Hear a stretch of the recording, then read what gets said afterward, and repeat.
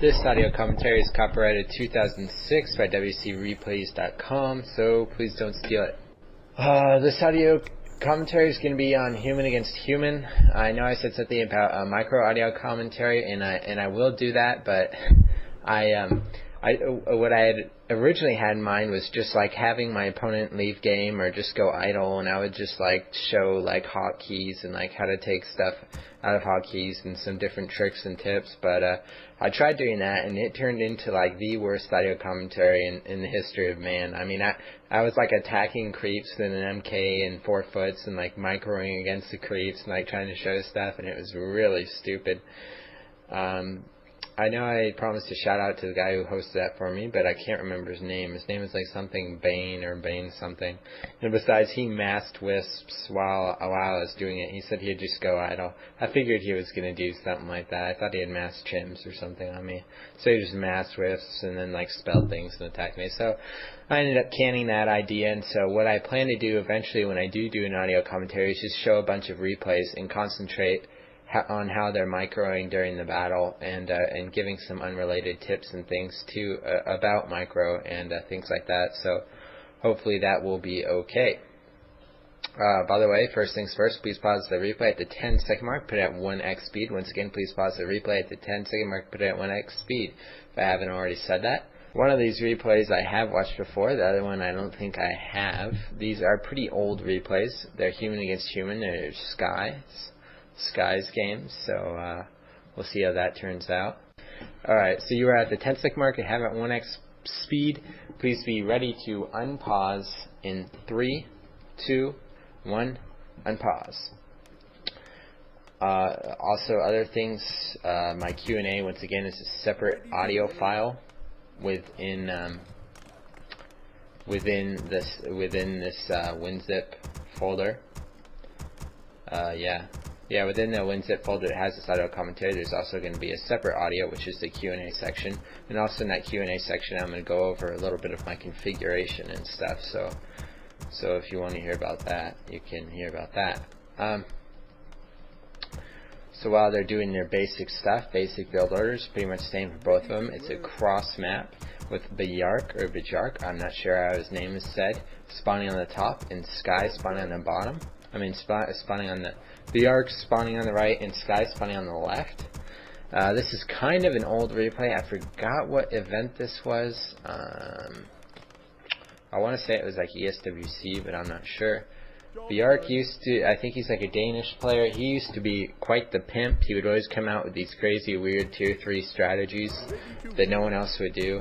And he was pretty good and creative about them. But now I don't think he plays much at all. And even when he does, I don't think he puts as much heart in it as he used to, so I don't know. But this still showcases some important things in this replay. Another thing I forgot to mention, I have so many things to mention, I always forget them. W3AL, which is one of the leagues I participate in, and the thing that I'm doing my King of the Hill for tomorrow is, well, didn't interview with me, and I know that doesn't interest 99% of you, but if it does, there will be a README in the file, in the WinZip file that this audio commentary came in, with a link to that interview in case it does interest any of you. And I know most of you it won't, but thought I'd throw that out there. It was done like a few weeks ago. Today it's like the 13th or the 14th or something, so yeah. Anyway, as you can see, Bjark is going for something that is a little more generic, or was, until Sky started doing this crap, which was creeping your goblin lab. What Sky does, if you switch to his perspective, well, no, he already did it, but so what Sky does is he scouts on this map, and if his opponent creeps the goblin lab like he is now, he goes blizz and blizz harasses. Which, even if you don't end up killing any peasants, the fact that they have to take them off of gold, etc., really slows them down quite a bit, and it really makes a huge difference. And often, a lot of the time, I mean, Bjark's doing a pretty good job, but a lot of time you will be able to kill a peasant or two. One thing is though, when you're doing this on this map, is don't add your point until you know what they're doing. If they're creeping your Goblin Lab, if they're creeping something big, then yeah, go Blizz and Blizz harass. But if they're not creeping, like you encounter them, like they're going towards your base too, add to Water Elemental. If you add Blizz the second your hero gets out and they head to your base, Water Elemental, you're going to be pwned. So don't add your point until you see what they are doing. Sky's still Blizz harassing. It's important really to not let too many foots get low. And to not let your hero get too low. I mean, it's okay if you're doing it for a really big score, but a lot of the time what will happen is you'll get a bunch of crap low, and even if you have an Arcane Tower up, like Sky does right now, even if you have an Arcane Tower up, they're just going to push you, and you won't be able to heal, and you'll be losing Militia, and it'll go really ugly. Splitting, when I Blitz harass, I like to put my foot in a separate hotkey, like hotkey 2, and all my foots and my hero in hotkey 1, so I can control them as one big group, or control my foot separately. When I'm controlling just my hero, I use F1.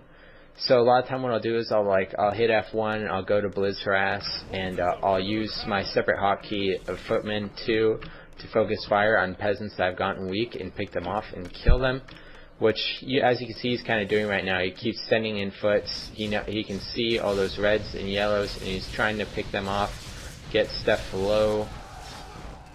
He's killed a couple of peasants. If you look at Bjark's tech, if you click on his Town Hall, then you click on Sky's Town Hall, you can see quite a difference in tech. So despite the fact that he initially didn't kill any peasants, it made quite a difference.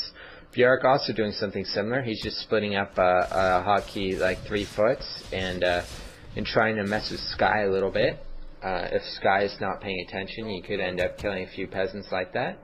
Or a lot of the time what happens is when people, like when you get foots really low in a human against human battle, and if you get 2 foots in the red, people just instinctively throw them in the back of their base, which isn't the wrong thing to do, just keep track of them.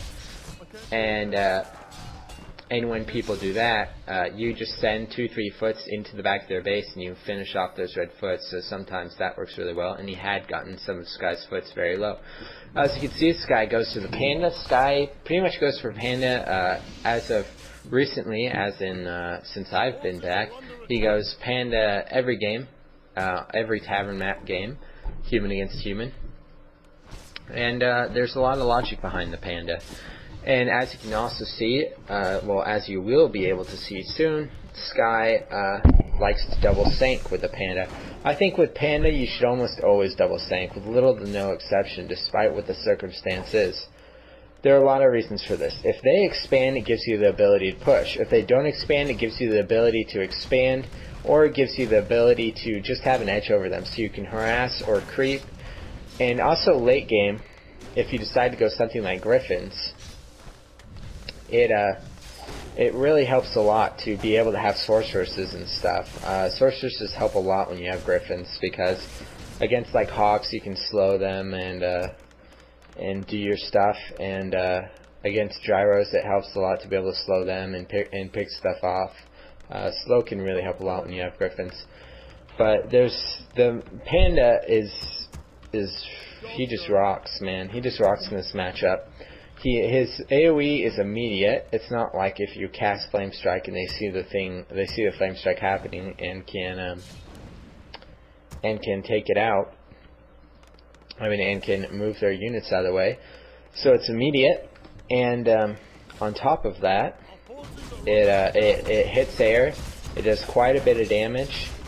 And Panda's a pretty buff hero overall. He's a nice tank. There's just a lot of good things about him.